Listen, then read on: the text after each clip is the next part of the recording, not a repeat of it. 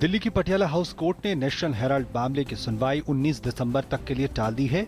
इससे पहले सोनिया गांधी, राहुल गांधी ने आज व्यक्तिगत पेशी से छूट के लिए याचिका दायर की थी, जिसे कोर्ट ने मंजूर कर लिया। अदालत ने सोनिया गांधी और राहुल गांधी को 19 दिसंबर को पेश होने को कहा है। सुब्रमण्यम स्वामी ने कहा कि राहुल, सोनिया गांधी सुप्रीम कोर्ट में अपनी किस्मत आजमाना चाहते हैं तो जा सकते हैं, लेकिन अब उनके पास कम ही संभावनाएं हैं, क्योंकि दो अदालतों ने इस केस में प्रथम दृष्टया अपना फैसला सुना दिया है। दूसरी ओर कांग्रेस नेता अभिषेक मनु सिंघवी ने कहा कि नेशनल हेराल्ड केस में हमारा पक्ष काफी मजबूत है, ये एक राजनीतिक साजिश के अलावा और कुछ नहीं है। नेशनल हेराल्ड मामले को लेकर संसद में कांग्रेस ने हंगामा किया। कांग्रेस के सांसदों ने वेल में आकर नारेबाजी की। कांग्रेस संसद के दोनों सत्रों में नेशनल हेराल्ड मामले को राजनीतिक बदले की भावना से की जा रही कार्रवाई बताया। वहीं संसदीय कार्य मंत्री वेंकैया नायडू ने आरोपों को खारिज करते हुए कहा कि ये कानूनी मामला है और सरकार का इस मामले से कुछ भी लेना देना नहीं है।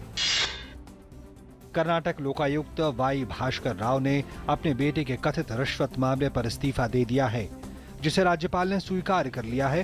भास्कर राव के बेटे अश्विन राव पर लोकायुक्त रेड का डर दिखाकर सरकारी अधिकारियों से तकरीबन 100 करोड़ रुपए फिरौती वसूलने का आरोप है।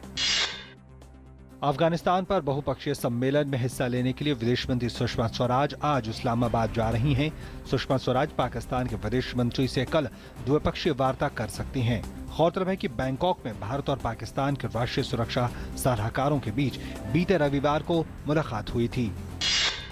झारखंड की राजधानी रांची से लगभग 50 किलोमीटर दूर रामगढ़ जिले के पतरातू थाना क्षेत्र के भुरुकुंडा रेलवे स्टेशन के निकट आज रात एक मानव रहित रेलवे क्रॉसिंग पर हावड़ा भोपाल एक्सप्रेस ट्रेन और एक जीप की टक्कर हो गई, जिससे कार में सवार 4 बच्चों समेत 13 लोगों की मौत हो गई। हरियाणा के पलवल में ट्रेन हादसा हुआ। यहां 2 ट्रेनों की आपस में टक्कर हो गई।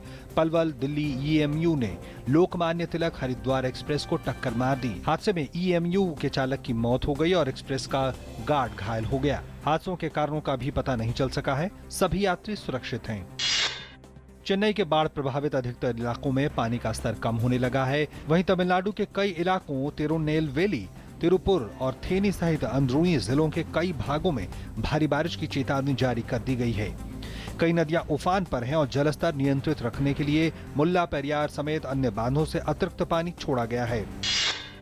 केंद्रीय खाद्य मंत्री रामविलास पासवान ने आज लोकसभा में एक सवाल के जवाब में सदन को जानकारी देते हुए बताया कि देश में दलहन पैदावार कम होने के कारण दालों में इजाफा देखने को मिल रहा है। साथ ही उन्होंने कहा कि जमाखोरों पर अंकुश लगाने के लिए राज्यों को लिखा गया है।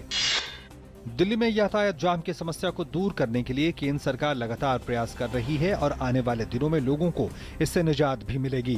केंद्रीय सड़क परिवहन और राजमार्ग मंत्री नितिन गडकरी ने कहा है कि सड़क जाम वाले केंद्रों की पहचान कर उसे दुरुस्त किया जाएगा। दिल्ली के बाल भवन में 4 दिवसीय कला महोत्सव का आयोजन किया जा रहा है। केंद्रीय मानव संसाधन विकास मंत्री स्मृति ईरानी ने इस कला उत्सव 2015 का उद्घाटन किया। 11 दिसंबर तक चलने वाले इस उत्सव में देश भर के विद्यार्थी अपनी पारंपरिक कला, संस्कृति और नृत्य का प्रदर्शन करेंगे। अमेरिका में राष्ट्रपति पद के चुनाव के लिए रिपब्लिकन पार्टी के उम्मीदवार बनने के प्रबल दावेदार डोनाल्ड ट्रंप ने कैलिफोर्निया में हुए हमले को देखते हुए अमेरिका में मुसलमानों के प्रवेश पर पूरी तरह से रोक लगाने का आह्वान किया है। हालांकि राष्ट्रपति पद के अन्य उम्मीदवारों ने ट्रंप के इस बयान की कड़ी निंदा की है। सीरिया ने अमेरिका पर पूर्वी इलाकों में अपने सैन्य ठिकानों पर हमले करने का लगाया आरोप। सीरिया ने अमेरिकी हवाई हमले में 3 सीरियाई जवानों की मौत और 13 के घायल होने का दावा किया है। सीरिया ने इस मुद्दे पर संयुक्त राष्ट्र सुरक्षा परिषद में शिकायत की है। वहीं दूसरी तरफ अमेरिका ने सीरिया द्वारा लगाए गए आरोपों को इनकार किया है। दक्षिण अफ्रीका को 4 क्रिकेट टेस्ट मैचों की श्रृंखला में 3-0 से हराने के साथ ही भारत आईसीसी टेस्ट चैंपियनशिप तालिका में दूसरे स्थान पर पहुंच गया है। भारत को 3-0 से मिली इस जीत से 10 अंक हासिल हुए। इससे उसके 100 से बढ़कर 110 अंक हो गए और वो ऑस्ट्रेलिया और पाकिस्तान से ऊपर पहुंच गई।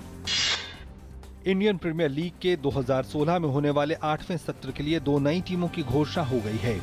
न्यू राइजिंग पुणे और इंटेक्स राजकोट की टीमों को आईपीएल में शामिल किया गया है। संजीव गोयनका ने पुणे की टीम की बोली जीती, तो वहीं राजकोट टीम की बोली इंटेक्स ने जीती है।